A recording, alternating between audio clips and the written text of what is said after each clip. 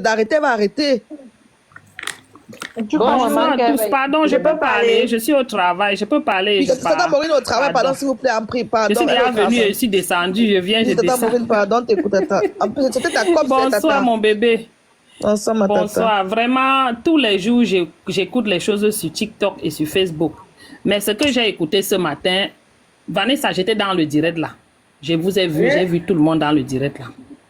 C'était horrible. J'étais là-bas. C'est enregistré. J'ai enregistré. J'étais là-bas. Je n'ai pas pu rester tout le long parce que je devais dormir pour aller au travail. Mais une bonne partie a été enregistrée. Ce que je vais dire, c'est quoi? Je ne veux pas taper sur un combattant parce que ce n'est pas dans mon registre, pour commencer. Mais, quand quelqu'un te montre qui il est, tu vois, et tu changes tes stratégies. Parce que, depuis le début de ce combat, on a formé un bloc derrière cette dame Calibri et Max. On a soutenu, on a soulevé ces personnes. Elles le savent. Je dis bien soulever. Quand on dit soulever là, on a porté comment dire, on s'est pris des ennemis à dos. Tellement on voulait protéger, on se disait qu'on protégeait le combat. Parce qu'on protégeait Calibri, on protégeait. Et on voyait tellement de quelque chose qui arrivait. Moi, je sais que je l'ai fait. Et quand j'ai commencé à découvrir certaines choses, je ne suis pas seule, on est nombreux. Petit à petit, les gens se retiraient. On disait que non, peut-être, tu peux faire une faute, ainsi de suite. Tous les jours, les mêmes erreurs. Tous les jours, on se rend compte que, dénominateur commun, c'est quoi? Ou c'est qui? C'est la même personne. Et chacun se pose des questions. Il y a beaucoup de choses. On ne veut pas entrer dans trop de détails. Mais bon, j'ai dit non. Je ne peux pas continuer à tourner en rond comme ça avec, quelqu'un qui nous a montré déjà son visage. Ce n'est pas comme si on n'avait pas vu petit à petit les petits trucs. Parce que moi, je ne voulais jamais attribuer le titre d'infiltré à quelqu'un parce que chacun connaît pourquoi il est entré dans le combat et tu ne peux pas réellement déterminer si quelqu'un est infiltré, qui a le baromètre de détermination d'infiltrer. Mais il y avait des petits signes. Et ces signes, moi, j'utilisais ça pour petit à petit me retirer, me couvrir, me protéger. Parce que j'avais vu que l'affaire, si tous les jours, on voit telle chose, tous les jours. Mais le jour où, comme on dit, Gary Paswata, c'était un jour où, comment on appelle, j'ai parlé, Marlène Mvuto est sortie insulter les Bamileke jusqu'à dire qu'on ne nous aime pas. Au moment, j'ai les enregistrements de la femme là, left and right. J'ai dit Wanda Foot. Je l'ai insulté dans le live. Je suis partie faire moi-même un live sur Facebook où j'ai passé ces vidéos à elle de Marlène, là où elle traitait les Bamileke de tous les noms. Le lendemain, voilà, le lendemain même, cette dame est sortie. J'ai dit quelqu'un qu'on a soulevé. On a soulevé cette dame. Chacun de vous connaissez. Agnès connaît. J'ai dit Agnès qui est dans les commentaires là. Georgette connaît. La dame est sortie le matin sur moi avec... Ne veut pas que tu l'invites aux États-Unis, elle venait là-bas avec vous. Hein. J'ai dit porter la dame là comme... Mais de vous parler de quoi? Donc, la dame est sortie le matin sur moi. Elle a mon numéro. Elle pouvait bien m'appeler pour dire que, ouais, pourquoi tu as fait le direct sur Marlène? Non. Mais elle est venue me verser à la vindicte populaire parce que je dénonçais ce que Marlène Mvuto a dit. Je me suis posé la question, mais quel est le problème? Si je dénonce le tribalisme, pourquoi tu te plains de moi au lieu de dénoncer le tribaliste? Parce que la tribaliste, c'était bien Marlène. Elle avait émis tellement de propos tribalistes. Personne n'a rien dit. Mais tout au contraire, elle m'a mise à la vindicte populaire, soulevant cette Marlène. J'ai dit que, ok, vous avez un trio quelque part. C'est sûr qu'il y a les emails, pas les emails, les autres groupes où ils travaillent ensemble et tout, avec quelqu'un qu'on appelle Guizo Mono. Je vous parle comme ça là, juste, je ne veux pas entrer dans les profondeurs des choses.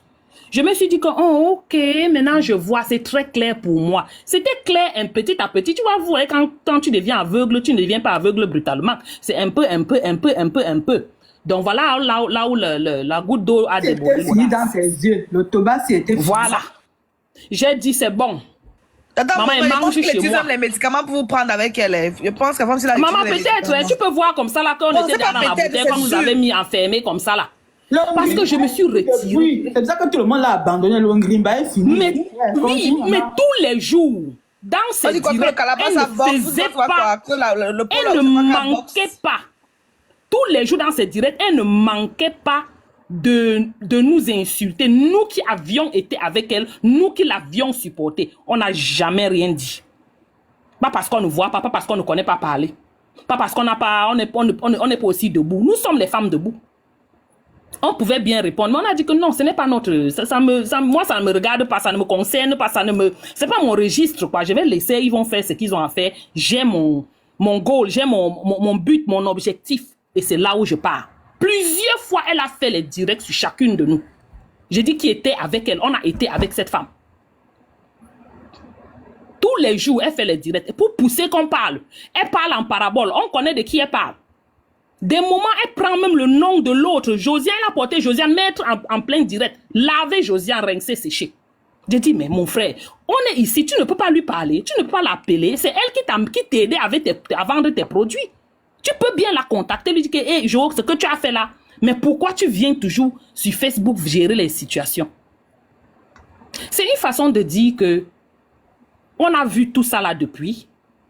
On n'a pas voulu entrer dans la saleté parce que c'est ce qu'elle cherche. Elle veut la visibilité. Elle a toujours voulu être au devant de quoi que ce soit. Quand elle est même fatiguée, on dit que bon, on peut un peu faire. Elle vient, elle te chasse pour faire encore alors qu'elle n'arrive même pas à faire. Donc vraiment, je ne peux pas expliquer sur le site de personnes qui avaient tellement besoin,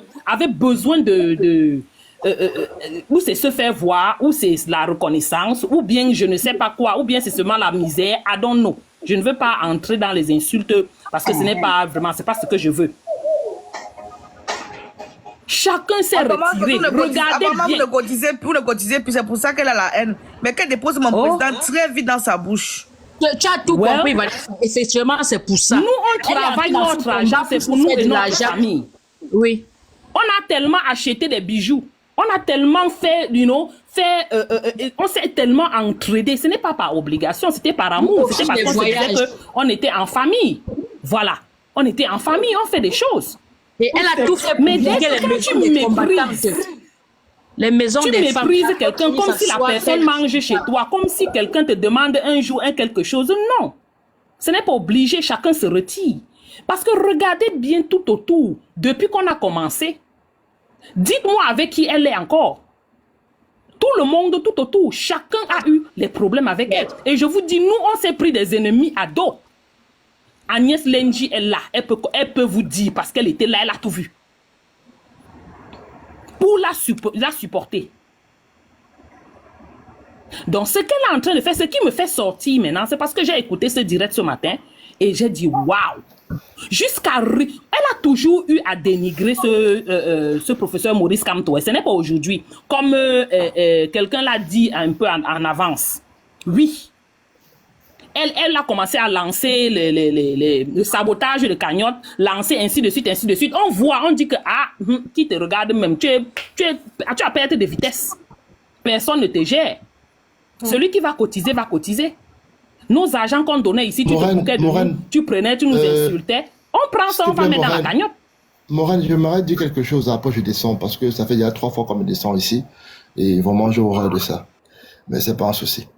Mais ce que je voudrais dire... C'est parce que je suis au travail, Saïb. Oui, vas-y maman, parle, excuse-moi, je te demande pardon. Je finis, papa.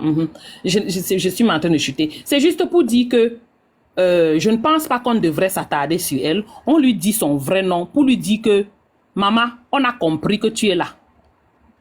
On a vu qui tu étais depuis. Ce n'est pas aujourd'hui. Nous ne sommes pas des Doomkoff. On peut voir des choses, on fait comme si on n'a pas vu. Mais on avait vu depuis. Moi particulièrement. Et je n'étais pas... Je sais que j'ai dit à 1 ou 2 personnes. Donc pour dire que si tu pensais que tu nous utilisais ou quoi que ce soit, ma chérie, réfléchis bien. On vient quand même de quelque part. Donc, continue ton chemin. Mais quand tu t'attaques à ce pourquoi on se bat depuis 2017, ma chérie, on ne va pas te laisser. On a trop souffert. C'était 2017, nous voici en 2025. On parle toujours de la même chose. Quand tu dois partir étudier, et maintenant que c'est en train de vouloir arriver, tu commences à faire comme si tu veux jouer au ping-pong. Tu veux jouer au ping-pong avec qui? Tu peux t'asseoir même 10 fois dans ton truc lugubre, là, tu fais 100 direct. Personne ne va te répondre. On ne va pas te gérer. Comme toujours, on ne t'a jamais géré. Tu ne vois pas que c'est aussi le mépris. Et tu devais comprendre depuis que bon, personne ne gère ton dossier. Vraiment, va gérer ta dépression ailleurs. Mais tant que tu t'attaques à ce pourquoi on se bat, on ne va pas te laisser, maman. On va entrer sur toi. Je dis bien entrer. Toi, tu vas sauter tous les jours, partout. Tu es dans tu quittes de la résistance. Tu es dans le Congo, ça. On te chasse du Congo, ça. Tu reviens dans la résistance. On te chasse. Je dis, et finalement, c'est comment? Qui est fou? Laisse le nom de Maurice Kamto. Et c'est pour ça que je suis venue dans le live ici aujourd'hui pour te parler. Je n'étais pas parlé, ça fait très longtemps. Tu devrais comprendre quelque chose. Tu peux lancer les fatwas comme tu veux. Envoyer tes sidekicks pour qu'ils fassent parce que c'est ce qui s'est passé, hein. Elle avait des gens là, les petites personnes sans je sais même pas quoi, faire les posts pour m'insulter, faire les directs pour m'insulter avec celle qu'on appelle Mirabelle Christine. Quand tu regardes là, tu regardes là, vous valez. Ça cita. Elles ont fait les directs pour m'insulter, je n'ai jamais répondu. Tu dois payer les billets d'avion gratuitement pour l'amener aux États-Unis, c'est ton merci. Les jaloux restent jaloux. Et le jaloux reste derrière mes fesses. Et il restera que derrière mes fesses. C'est tout. Et nous, on avance. Voilà, merci beaucoup, maman. Merci. Désolée, Félix. J'ai vu comment elle t'a lavé dans son direct, dans le direct là. Elle t'a lavé là-bas, Félix. J'ai seulement dit que Félix sort de direct. Mais tu ne comprenais pas. C'est pour ça que Félix est venu, non? C'est pour ça que Félix est venu. Il a dit que... Il a lavé Félix ce matin, j'ai encore dit... Dans tout ça, son fils Calibro dit quoi? Calibro dit quoi dans tout ça? C'est ça que je veux savoir. Son fils Calibri pardon, dit laissez Calibri. Laissez Calibri, laissez Max. Vous savez qu'elle, elle utilise les noms des gens pour se faire... Pour qu'on pense qu'elle est quelque part. Mais avec Max, elle n'est plus. Donc, elle peut raconter tout ce qu'elle raconte. C'est pour elle là-bas. Elle parle seulement pour qu'on pense qu'elle est quelque part. Elle n'est nulle part. Je savais qu'elle devait mettre l'eau avec Max. Cette femme ne dit pas dans les relations. Quand je l'ai vu chez Mars, j'ai dit que Karine déjà en Angleterre, chez Mars, on va attendre sa voix. Je savais, ça n'allait pas durer. Ça ne va nulle part. Qu'elle reparte encore là-bas, on voit. Elle reparte là-bas, on voit. Elle aime filtrer les gens. Elle aime aller chez les gens. Aller chez les gens. Elle aime faire ça. Pourquoi elle aime faire ça? Aujourd'hui que, pourtant que c'est vrai qu'elle ne partage plus. Elle ne partage Merci beaucoup, plus mes gens. Elle a dit en journée aujourd'hui qu'elle ne partage plus le même opinion politique que Max, mais ça ne fait pas en sorte qu'ils sont ennemis. Que bon, qu'est-ce que de temps en temps. Pourquoi elle me cite alors comme ses ennemis? Elle va là empoisonner Max. Pourquoi moi elle me cite comme ennemi? Moi, je sais pas. Attendez, pas là en ordre, s'il vous plaît. Pas lui de finir, non. Après, lourd et fripe. C'est Wanda. Elle dit qu'elle a mon dossier. Depuis vous parlez là, je peux parler. Pardon. Attendez, on parle en ordre. Petit. Attendez. Je renchérissais juste sur ce que Bami Girl a dit. Elle peut être en désaccord politique avec quelqu'un, mais garder les amitiés avec la personne. Attendez, la façon dont on m'a ramassé dans le direct le matin, je ne pense pas que ce soit exactement cela. Je peux me tromper. Attends un peu, Félix, s'il te plaît, attends. Prêt, tu as fini. Je coupe mon micro. Vanessa, je n'avais plus grand chose à dire. C'est juste qu'elle a dit qu'elle part chez Max. Donc elle entre chez Max comme elle veut, elle ressort comme elle veut. Elle mange. Merci, Chef Bouba. Voilà pourquoi je t'aime, Chef Bouba. Merci. Chef Bouba, quand vous voulez faire, on voulait m'empêcher de répondre à cette fille. Vous l'avez laissé faire. Que Vanessa laisse. Vanessa, oui, elle laisse. Je ne suis pas dans les genoux sur le sol. Quand tu commences, on te voit venir, on descend au sol avec toi. Vous, Vanessa, laisse, c'est pas dans vos choses qu'elle laisse. Faites vos choses qu'elle laisse, ça vous regarde là. Maman, vous ne pouvez plus me dire que Vanessa laisse. Vanessa laisse. Vous faites la même chose avec Kwanye. La Vanessa laisse. Dès que j'ai allumé Kwanye, j'étais en contact. Bravo Kemda. C'est toi qui dis qu'elle laisse. On laisse quoi? On ne laisse pas tout. C'est pas tout qu'on va laisser. Vanessa laisse. Non, Vanessa laisse. Elle veut le buzz. Je veux lui donner le buzz qu'elle veut là. Elle va sentir ça dans son corps. Voilà l'autre qui fait qui vient la régner en public, non? Calibi va venir aussi la régner aussi en public. Ne laisse pas, ne venez plus me dire que laisse. Et tu as raison. Chacun va la régner. Il n'y a que Mirabelle qui va la suivre. Arrêtez vos choses de laisser. Vous laissez quoi? Il est fatigué des bêtises. En passant, vous insultez partout parce que vous avez tout passé le temps à toujours à laisser. L'eau est free à toi, maman, à toi la parole. Non, s'il te plaît, Vanessa, je vais parler, je vais descendre. S'il vous plaît. Depuis que j'ai demandé la motion et à un moment donné, s'il vous plaît, je suis quand même existant. Vous savez, je pense que... Non, maman Georgette, je pense qu'à un moment donné, il faudrait qu'on se respecte dans ce panel. Je suis modérateur et je respecterai tous les modérateurs qui s'y trouvent dans ce panel. Personne t'a descendu. Hein. Attends, maman, je te dis non. On m'a descendu au moins 3 fois. Et c'est moi qui ai fait refaire la demande. Parce qu'il fallait que je donne... C'est pas moi. Non, je n'accuse personne. Je ne veux même pas savoir qui l'a fait. Je sais que Vanessa, elle a un tas de modérateurs. Vous savez, si les gens qui sont en bas ne sont pas capables de monter et d'apporter leur opinion et de dénoncer avec leur dernière énergie. C'est lui. Voilà, changement 2025 qui dit que c'est lui qui t'a descendu. Voilà, c'est écrit là. Lui. Encore lui. Mais, c'est bon, je quitte dans ça. Non, c'est bon. Non, laisse. Attendez, quand tu veux faire descendre une personne... Oui, tu laisses tomber, ce n'est pas grave, ma soeur. Non, laisse, c'est bon. Là, mamie, laisse. Ouais, vous avez il s'est déclaré, c'est bon. On passe dessus, pardon. Voilà, c'est mon gars. Je peux parler maintenant. Mais non, maman, je vais chuter. Comme ça, d'autres vont monter. Il y a des gens qui font les demandes en haut. Même si je suis modérateur, il faudrait que les autres aussi passent aussi, exprimer leur rage. Tu auras le temps de parler. Moi, ce que je veux dire, simplement, c'est quoi?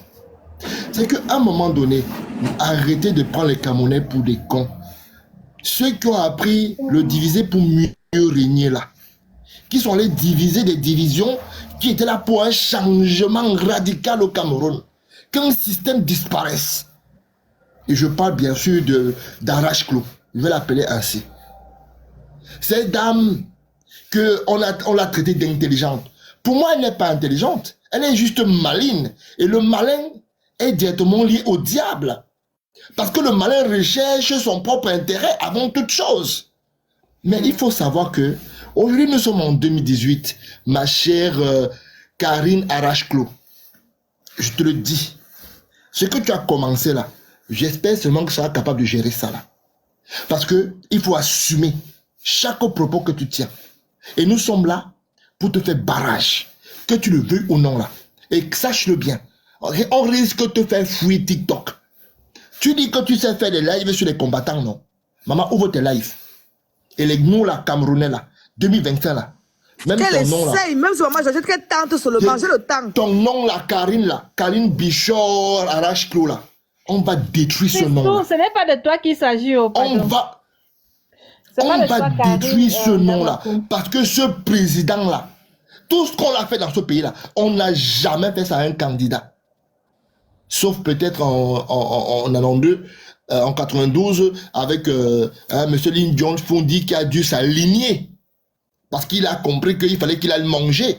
Au lieu de travailler, de continuer dans l'effort là, de montrer aux Camerounais qu'ils sont capables, ils ont le pouvoir, l'intelligence et la sagesse qui va avec pour changer leur quotidien.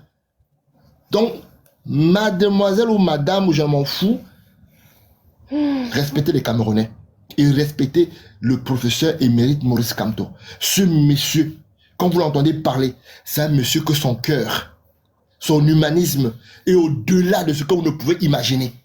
Parce qu'aucun candidat, même Lee John Fondi, n'a pas pu prouver ce que ce monsieur prouve aujourd'hui.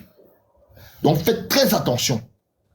Parce que si vous continuez comme ça là, je monterai dans vos lives.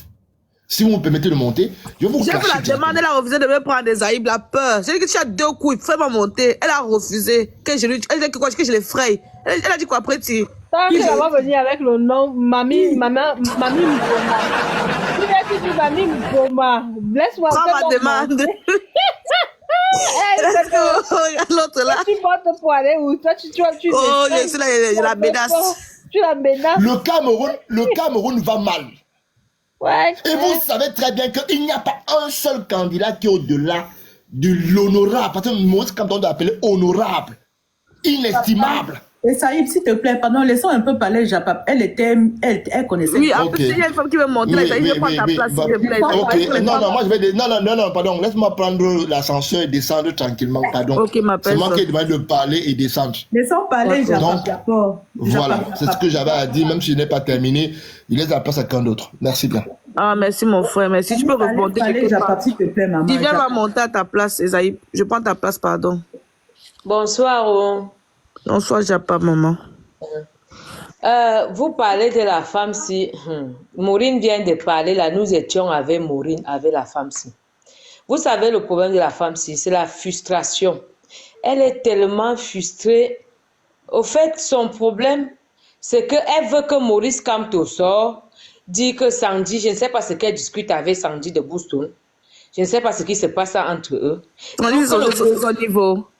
Que le président Kamto sort pour venir, je ne sais pas, pour venir dire que Sandy ne devait pas l'insulter. Il n'y a pas plus manipulatrice que la femme que vous voyez. Oui, maman. Nous avons supporté la femme si dans les groupes. J'ai les comptes bloqués aujourd'hui. Peut-être les Agnès connaissent là, les lundis, là, les VDK. J'ai traumatisé les VDK à cause de la femme si. Parce qu'on se disait sur le combat. Je me souviens, j'ai tout l'historique, j'ai tout son historique sur Facebook, Karine. Je la connais depuis. Les Wayo là, c'était nous. C'était nous là, les moi là.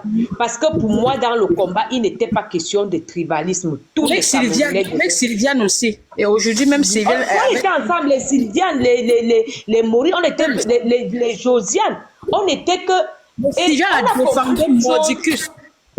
Les gens se plaignaient. Moi, personnellement, je me disais, chacun a son défaut. Bon, on ne va pas s'attarder sur les défauts des gens. C'est le combat qui primait. Donc, on ne va pas s'attarder. Moi, je ne m'attardais jamais sur ses petits défauts. Et pourtant, Dieu sait que c'est une personne qu'elle n'aime pas écouter les autres. Elle doit avoir le dernier mot.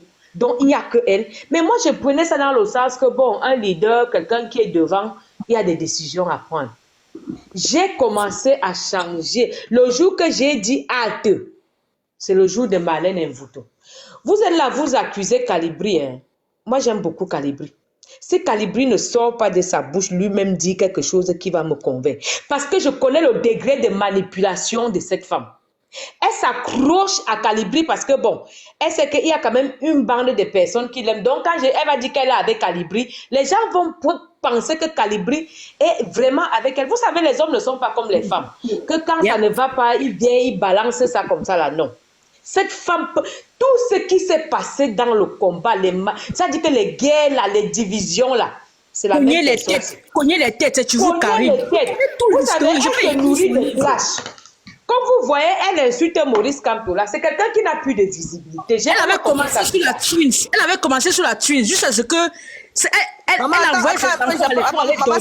attends, j'ai pas fini d'abord, maman, pardon. Elle a même fait le direct sur moi, mais on ne l'a jamais répondu. Moi, personnellement, je me suis beaucoup maîtrisée parce que ce n'est pas dans mon caractère pour ceux qui me connaissent, mais j'ai compris que quand on se querellait avant, là, elle partait attaquer. Nous, on voyait que le combat. On venait, on se querellait, on s'insultait. Parce que pendant qu'on se querelle, elle est derrière. Ça attire la visibilité. Mais on est qu'on se concentre sur les vraies choses. On est sur les combats des personnes. Tu as dit qu'on a dit qu'on invective, on insulte, on se fait des ennemis. Elle se nourrissait de ça. C'est après que j'ai compris. J'ai dit que, aïe, la femme, si a un fonctionnement bizarre. À chaque fois qu'il va avoir la paix, il faut toujours qu'elle commence un truc. On s'est divisé. Quand les autres disaient que non, il y a ça qui ne va pas. Non, vous exagérez. On voyait toujours. C'est parce que le tribalisme, machin, non, on ne veut pas. Certes, il y avait un problème de tribalisme dans le combat, mais on ne pouvait pas toujours s'accrocher là-dessus. Cette personne, comme elle a atterri sur Maurice Kamto, depuis, elle m'a même insulté dans ces lives-là. Je n'ai jamais répondu. Parce que moi, je suis venue dans ce combat pour Maurice Kamto d'abord. J'ai dit bien pour l'homme. Chacun a ses... Je suis venue dans ce combat, je n'attends rien du Cameroun. La justice, je suis contre l'injustice. C'est ça qui m'énerve au Cameroun, c'est pour ça que je suis dans ce combat. Et en plus, l'homme même, l'homme, quand je vois la carrière politique de l'homme, pour mes raisons personnelles, je veux que mon enfant ressemble à cet homme-là. Donc, comme elle est arrivée sur Maurice Kamto, on l'a tellement esquivé, je l'ai tellement esquivé. Moi, je me suis dit, on va se séparer à l'amiable, on ne va pas arriver sur la toile pour les insultes. Et elle a cherché ça pendant longtemps. J'ai dit non, on ne va pas arriver là, on va se séparer comme les grandes personnes. Comme elle est arrivée sur Maurice Kamto, on va descendre au sol. Parce que le président a dit qu'on n'insulte pas là. Moi, je ne suis pas du MSC. On va descendre au sol. On va patauger dans la boue là, comme on sait le faire. Si c'est sur TikTok, je ne suis pas très TikTok, mais si c'est sur TikTok, elle vient faire ça. Elle ne peut même pas. Elle reste sur Facebook avec ça. Qu'elle reste sur Facebook avec ça. On va descendre. Si elle est là, elle comprend. On va descendre dans les bas-fonds. Parce que ça, c'est ma spécialité, ça. Moi, je ne suis pas politicienne. Je n'attends même pas, je n'ai même pas de capacité. Je n'aspire même pas à un poste. On va arriver là. Parce qu'une bêtise qui ne peut même pas laver la chaussure donc qui n'atteint même pas la femme de ménage de Maurice Kamto. Ce n'est pas parce que Internet a donné l'occasion que n'importe qui peut se lever.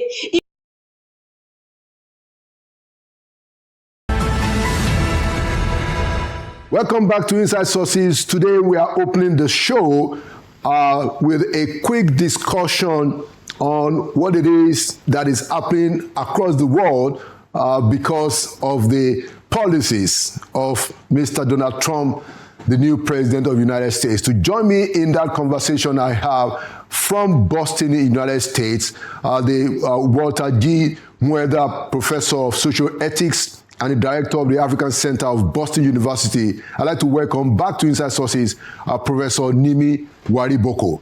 Professor Wariboko, you are welcome back to Inside Sources. Thank you, Mr. Kande. I'm glad to be back. All right. So you are right there in the U.S. You're a professor in Boston University, and you're also the director of the African Studies Center in that school. Now, can you tell us, how do you read many or, maybe some of the very interesting policies that President Trump has issued in these last 2 or 3 weeks of his administration, causing quite a bit of disruption around the world? Prof. Yes, thank you for having me. Once again, I appreciate you bringing me back. Well, President Donald Trump resumed office on the 20th of January, and since resuming office, he has had a disruptive effect on the American economy, American society, and the greater world. Indeed, he promised that's what he was going to do, so he's keeping his promise. But if you look back at what he has done, it's been disruptive to the economy or to the psyche of people, or at least majority of Americans. So whether those who voted for him or who did not vote for him.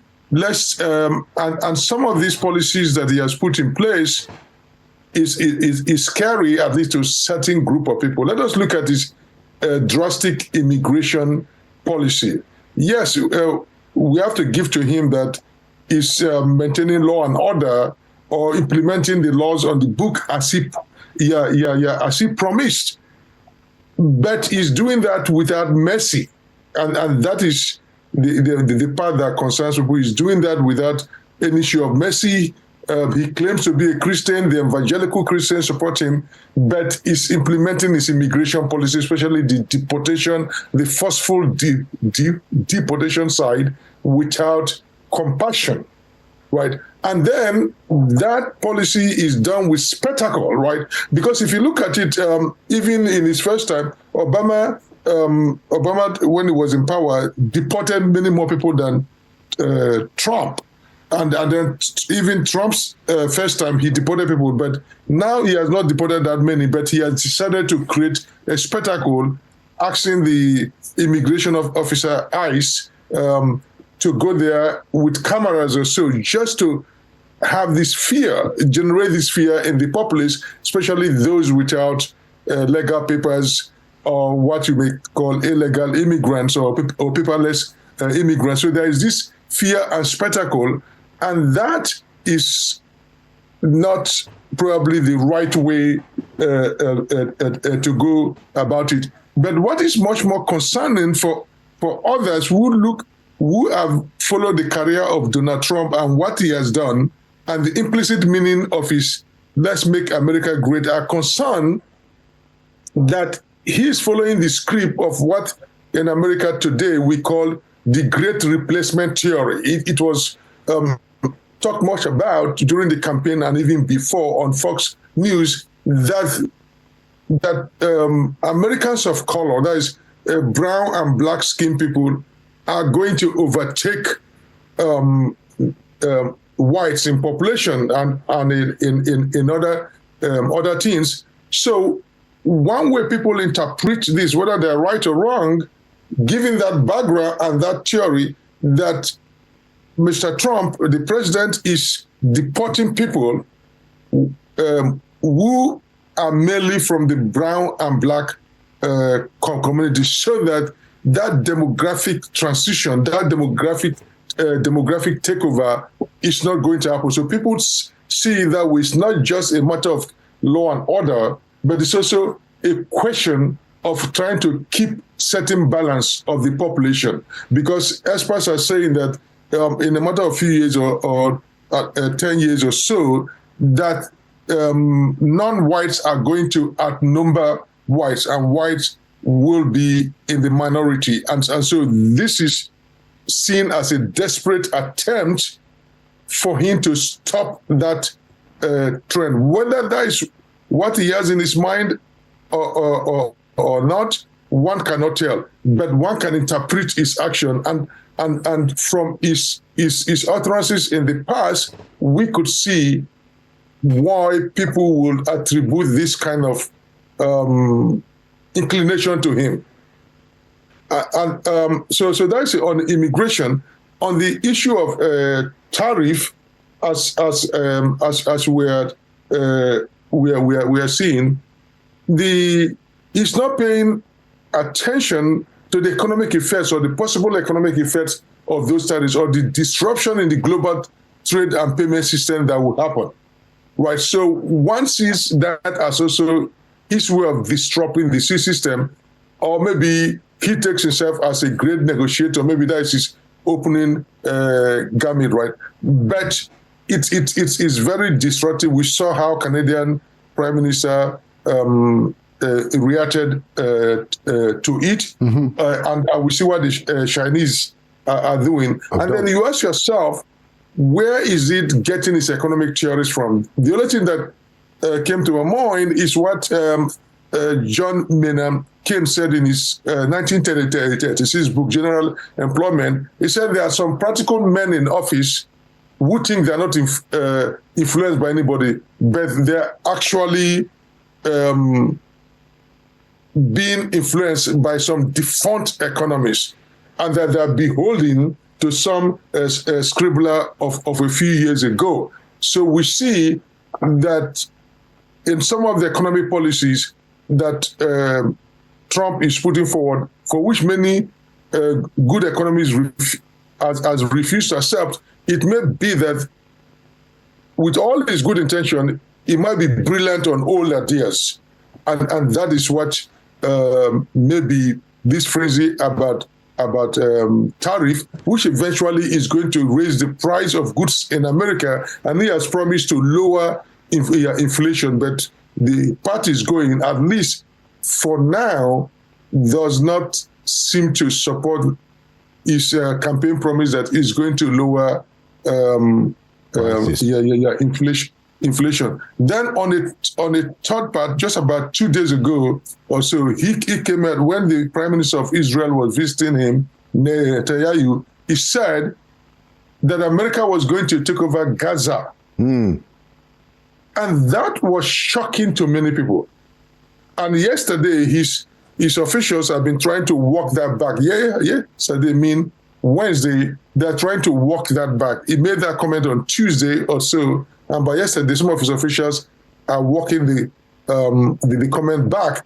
But he said that America is going to take over, and the people, all the 2 million people living in Gaza, that part of Palestine, are going to be moved to other countries, Egypt and Jordan, and America is going to turn that place into a Riviera, to a real estate investment. And now when his son-in-law said it last year, that was a plan, people thought he was joking. But now the President of America came in and said, for people in their own land, they've been there for thousands of years, you are going to uproot all of them and turn it to a real estate mecca for everybody. And then a reporter asked him, will the people ever come back? Who is going to leave? He said, anybody from the wall is going to come there and lead. Maybe, and he said, maybe the Palestinian can come in.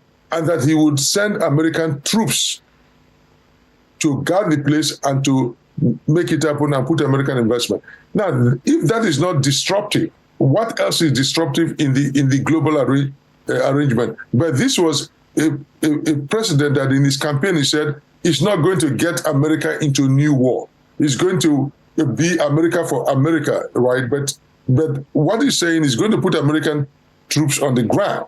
America is going to be enmeshed in this struggle in Middle East more than it has ever been. But so when you put all this, I mean, just to give you these three examples, immigration, tariffs, and the Gaza, you get the sense that the heads of America are spinning just to make sense of where this president is doing or where he's eventually taking them to. Very, very interesting analysis, and you open up quite a lot of issues. Now, I want to come to you to give us an insight into how all of these policies, especially the immigration one, is affecting the Nigerian and the African community in the U.S. But first, I wanted to ask this one before we get to that, to say that clearly a big chunk of the American population don't see things the way President Donald Trump sees it. Yes, he won the election convincingly. I think probably at the end of the day, it came to about maybe 2 million or less in the popular vote. But a good number of Americans, significant number of Americans, don't see things the way he sees it. How are they responding locally, Professor Wariboko, from where you sit? Thank you for that question. Actually, if you look at the election figures, only about 30% of the American population that voted for him, and another close to another 30, about the same, close a few difference that voted for Kamala. Then the other 10 did not even show up to vote. So, but that is where democracy works, right? If you didn't show up to vote, hard luck. Yeah. So he won the election, but not this kind of overwhelming mandate that he talks about. So a lot of Americans don't see the way he sees the world. But his democracy is voted into into power, and he's doing it. So initially, in the first few days, people were just shocked. His policy was like the shock and awe of American invasion of Iraq, kind of that shock and awe. But over time, people are now beginning to organize protests, getting on their phone to call their senators or so. And so gradually, some form of protest is beginning to form. Take, for instance, one of the disruptive things that he did about 2 Mondays ago, he woke up and said he has stopped all payment to federal system. So no one could get any payment. If any form of payment he has stopped, except it's a Medicaid and Medicare. But that was so disruptive that governors and senators begin to call him, because even the Republican states, the red states that voted for him, their governors and their senators and the House of Rep and the political heavyweights, they began to call him, and he has to back down from that. That he can't just wake up and suspend the whole payment system of the Federal Republic, because it's disruptive to the whole economy and to the welfare and well-being of the average American. So he backed down. So people are beginning to resist that, and we can see more of that growing over time, that people will begin to push back on some of these policies, or at worst, people will, at least the midterm election would come in, and if he loses the House and the Senate, then there'll be an effective blockade of his policy in the House and the Senate, or even if it's one house that he loses, is going to slow him down. But I guess what he's doing is trying to do as many things as possible in a short time before the midterm comes in, so he can push through a lot of this, probably change the orientation of America towards him. But right now, in many places, he's causing pain to even the people that voted for him.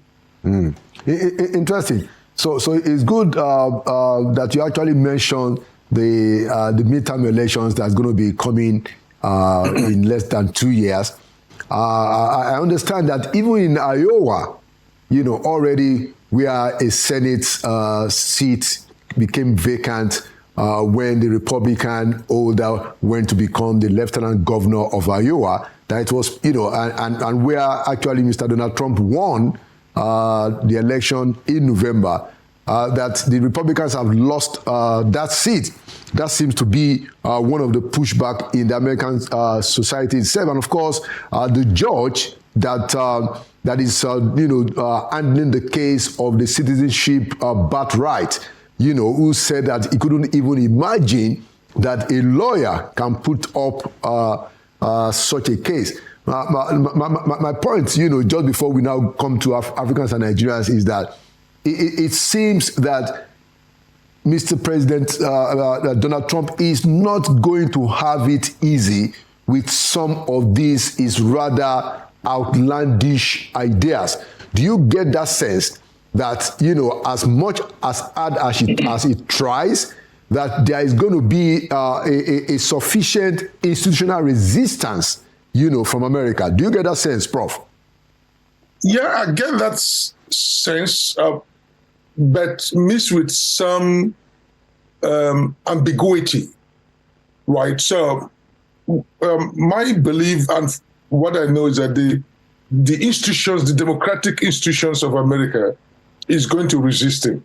Like waking up and says he's suspending the birthright citizenship. That is a constitutional stuff. You can't just use an executive order to suspend it. It has to go to voting in the different states, and it has to be approved properly. It's a constitution, but how will he wake up and say he's suspending a part of the constitution? So yes, so the judges, the judiciary will resist him. People are taking some of these matters to court. Of course, so they're going to use the judicial system, the court system, and then eventually the political system to resist him. So what is the reaction in the African community, especially the Nigerian community? I lived in the place for 17 years. Are the prayer points changing in the churches and in the mosques? What is happening in the community, with all these immigration issues, citizenship birthright that has implication for our people? Prof? Yes, so I would say I've observed or heard and seen two types of sentiments. One is about what is happening in the US and the response to it, and what Nigerians here feel about Nigerians in Nigeria, which is very interesting. Here, of course, there are a good number of Nigerians that don't have papers, right? So they are worried. And so if you are a pastor, if you are a leader in that community, you are really worried for those people. You have concern for them. What is going to happen? Are they going to be deported? Some of them are hiding. Also, so there is that palpable fear, right, that they could be raided. Also, if you have a quarrel with your neighbor, they can call the ICE office, that's Immigration Enforcement Unit, to come and take you out. So there is that palpable fear, more than what one has ever seen among certain group Nigerians, right? So my heart goes out to them. But at the same time, so they are fearful, they are angry, they don't know what is going to happen. But at the same time, they are also angry with their Nigerian citizens, with their brothers and sisters in Nigeria, on at least for 2 or 3 reasons. Number one, they feel like while they are feeling the pain of Trumpism, while they're feeling the pain of renewed racism and oppression, while they're feeling the pain of uncertainty, what is going to happen, Nigerians, they are celebrating Trump. That Wow. is God sent. When even in his swearing in, he wouldn't put his hand on the Bible. They insist is God sent. They insist is forcing the immigration laws because somebody needs to do it. Implement a law and an order. So they celebrate him. Oh, they said they need a strong autocratic leader like Trump to rule Nigeria. So and the Nigerians are saying, don't you have compassion for your fellow brothers and sisters here? And you are going on some kind of ideological trip and forget the real pain of Nigerians here, what psychological and physical pain. And so that is, they said, why can't you see the policy for what it is?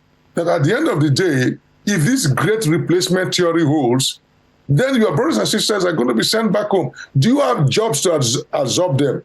What are you going to do?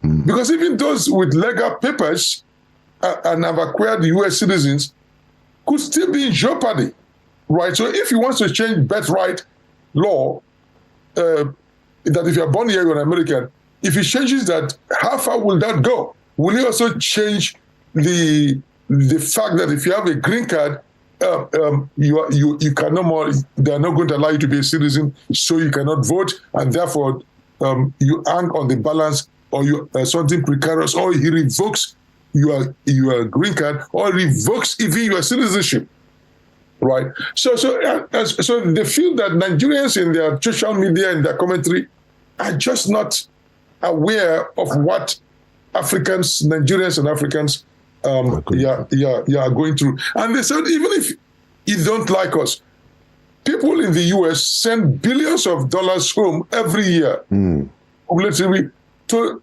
sustain the Nigerian economy, to sustain their families. So even for the sake of economic interests, Nigeria should care about that, because there's money that is coming from here to sustain different families. If for many families, if they didn't have people abroad in Europe, Asia, or in the United States or Canada, their economic life well-being will be below what they have in the country. Right. So if people know that politics is about defending your economic interests, then they will be defending their fellow citizens, because it's in the national interest of Nigeria that these people in diaspora stay, because we are sending more money to Nigeria than they get from exports of many things.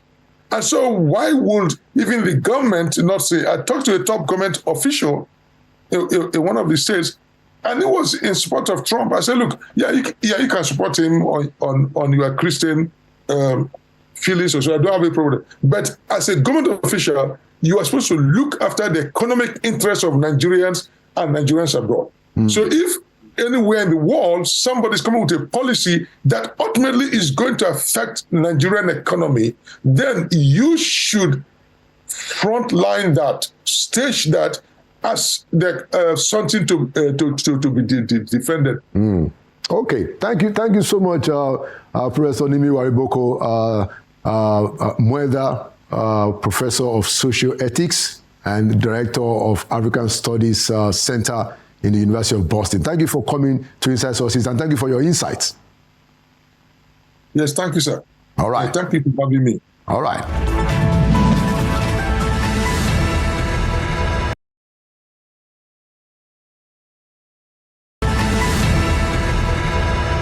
Hello out there. My name is Laolu Akonde and you are on to Inside Sources. But first, here is my take for today entitled The Truth About Nigeria's Politicians by one of them. Now, our politicians are doing their things again. Once out of power, many of them will gather together and seek to build an alliance, a coalition, and talk of forming a new party so they can displace an incumbent who is their opponent or who has not brought them in to share in the power. So, they will weaponize the problems of the day and mobilize the people to knock out the incumbents in order for them to get power for themselves. Not necessarily because they can do better or because they can transform things. They mouth the promises of change, but we have been there, we have done that. You fool me once, shame on you. You fool me twice, shame on me. But you fool me 3 times, shame on all of us. Nigerians should stand up and be counted on the side of a need for a national consensus. Let everyone that has a voice in this country not keep silent. Silence when our politicians are spilling out the beans publicly on their own uselessness is no longer golden, except the people who are meant to speak out are also benefiting or they are hoping to benefit in the rot. We have reached the point in this country to begin to say this. Did you hear what one of our leading politicians said this past week? I hope you didn't miss it. A 2-time former governor and a former minister, Mr. Rotimi Amechi, spilled out some very compelling truths about some of the despicable behavior of many Nigerian politicians.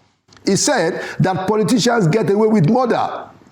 He said, as he tried to make the point, that if people are not ready to sacrifice nothing, nothing will change in our dear country. He said, and I quote him, the politician in Nigeria is there to steal, to kill, to maim, to remain in power. If you think Tinubu will give it to you, you are wasting your time, unquote. He was speaking to his colleagues. And speaking of himself, Amechi said this, and I quote him, unfortunately for me, poverty has made me to be part of the political system when I left the university in 1987, and I've been part of the process till today. End of quote. So even Amechi concedes that he is a victim of poverty who got transformed by the overly opportunistic nature of our politics. I admire his courage to say that, even when we must see him among the politicians who must be held responsible for the situation that we are in today politically. Many have since lambasted Amechi for those comments. For instance, the Minister of State for Defense, Mr. Bello Matawale, hit back at him and said the following, I quote, "It is both reckless and dangerous for a former public office holder to make such inflammatory remarks." End of quote. Others have said Amechi is only saying this because he is not in the favor books of the current presidency and the Tinubu administration. But while an argument of hypocrisy might be sustained on that claim, I think what is more important and what we Nigerians should take away from this disclosure by Amechi is the following. Number 1, Amechi is speaking the truth. Number 2, our political process is severely damaged and may no longer be fit for purpose. Number 3, we need to develop a democratic means to bring about an effective reform of that political process. And number 4, finally, we need to start to do that urgently. Now, we have always made the point here on Inside Sources that with what we have seen and known about our political class, the change of the system will not emerge from among that class the way it is made up. We have said it. Our non-political elites must get actively involved. And we want to restate that call again today. Let us imagine, for instance, if Professor Wole Soyinka, our Nobel laureate, were to lead one more movement to call for the reform of our political process, don't you think that can transform things? Or imagine if the Sultan of Sokoto very actively supports the quest for an elite national consensus in Nigeria. How transformative can that be? Just imagine if some of our religious icons and religious leaders from all the faiths, if they were to lead a charge to fight corrosive corruption in Nigeria, to fight poverty in Nigeria, imagine how transformative that can be. Imagine when and if our former presidents and former heads of states like General Gowon, General Obasanjo, General Babangida, General Abdulsalami, General Buhari, and former President Goodluck Jonathan, imagine if they were to come together, and together being the active word, if they were to come together and confer with the incumbent, that's President Tinubu, and they reach a national consensus that overrides political differences, that is above ethnic differences, that overrides our religious differences, and that is above all of our regional differences. A consensus that is superior and above all of those things that separate us. This is the kind of response that we need when we hear the kind of rhetoric from former Governor Amechi, which we heard a few days ago. Any other reaction to what Amechi said, except for us to get our acts together and develop a national consensus, any other reaction is a diversion. And there you have it. Inside Sources will be right back. Welcome back to Inside Sources. Today, as we continue the conversation on the future of our dear great country, I have today as my guest a consummate Nigerian politician, somebody that has been involved all the way back even before 1999. He's been an active ally of Alhaji Abubakar Rimi. He's been active in the formation of the PDP and in several movements to assert democracy and democratic governance in our country. And today, he is the chairman of the Social Democratic Party. One time, he was the chief of staff to the governor of Bauchi State, and he has held several positions. He's worked with several Nigerian politicians. And so we are delighted to welcome two Inside Sources, Alhaji Shehu Musa Gabam. My brother and chairman, thank you for coming to Inside Sources. A great pleasure once again. Thank you very much. Good. Thank you. So what we do here in Inside Sources essentially is that we try to talk about the future of the country. So I normally ask my guests when we start the conversation to tell me, if you look at where Nigeria is today, do you think that we are going to become a great country that all of us understand clearly that greatness is our destiny? Are we on course? First, I have no doubt in my mind that Nigeria will become one of the greatest countries on earth. I have no doubt in my mind for the following reasons. There's no perfect system anywhere in the world. There's no perfect country anywhere in the world. Countries like America, from all analysis and permutations, you can say probably they are running close to a perfect system, but you can see the imperfections in their own countries too. True. So as a nation, we have to go through this turbulence of trying to build an institution, trying to deal with non-state actors, challenging the institutions of Nigeria. We never had it before, but it's part of the developmental process of a nation. A nation must go through some challenges that they are not used to. For instance, when Boko Haram came on board, our security agencies are not exposed to that kind of kinetics of warfare, because it's not a conventional warfare. It's a guerrilla type of warfare. Our personnel, we are not trained to deal with that. But over a period of time, most of them were trained, both within and outside the country, on how to deal with such things. And I must give a lot of credit to DSS, because they have done a marvelous job by creating a lot of decoy to generate intelligence and so on and so forth. They have done marvelously well, including our military, other security personnel, for stabilizing the system to a level that it has reduced from that period of frequent bombing. The only difference now, you have more number of people dying, and the bombing have gone down. So the challenges are natural challenges evolving for any nation. Study the history of all the countries that have gone through this. What we should do as Nigerians is to know that we are building a nation with a lot of different ideologies, perspective, diversity, culturally, religiously, ethnically driven.